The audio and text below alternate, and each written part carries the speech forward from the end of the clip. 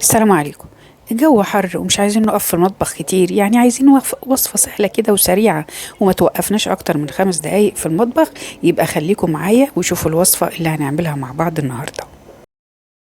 هجيب ووك وهحط فيه قطعة زبدة صغيرة ومعلقتين من الزيت وهم يسخنوا شوية.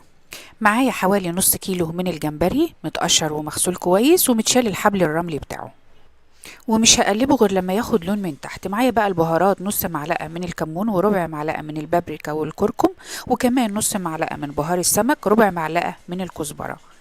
هاخد البهارات دي كلها وهقلبها مع بعض. هاخد جزء منها وهحطه على الجمبري، ورشة ملح خفيفة جدا، ولما ياخد لون هقلبه، وهحط له رشة خفيفة من الفلفل الأسود. هقلبه تقلبتين، وبعد كده هجيب بولة وهفضي فيها الجمبري بالصوص اللي نزل منه. هرجع الطاسة تاني على النار، وهحط فيها قطعة زبدة صغيرة. قطعة الزبدة دي بتكون حوالي أقل من نص معلقة، وهحط كمان معلقتين من الزيت.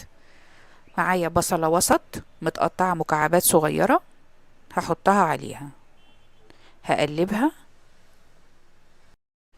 وهحط عليها رشة من الملح والفلفل الأسود. معايا هنا بقى كاليماري متقطع بالشكل ده حلقات، هحطه على البصلة علشان ده بياخد سوا كتير. هسيبه ياخد سوا البصلة شوية تستوى معاها.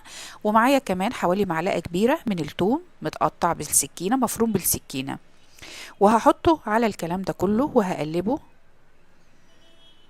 كل الحاجات دي مع بعض كده بقى بتديني ريحة حلوة جدا للوصفة. معايا واحدة من الفلفل الرومي الصغير مقطعاها قطع صغيرة وهحطها على الكاليماري. هاخد كمان بشر ليمونة، بس اهم حاجة ما وصلش للون الابيض عشان ما يدينيش مرارة. هرجع احط تاني الجمبري بالصوص بتاعه، هقلب تقلبتين واحط قطعة زبدة صغيرة، هقلب تاني، وهبدأ بقى اظبط الملح بتاعي علشان في الاول خالص احنا حطينا بس على البصلة رشة ملح بسيطة مع الفلفل الاسود. هحط عصرة ليمونة.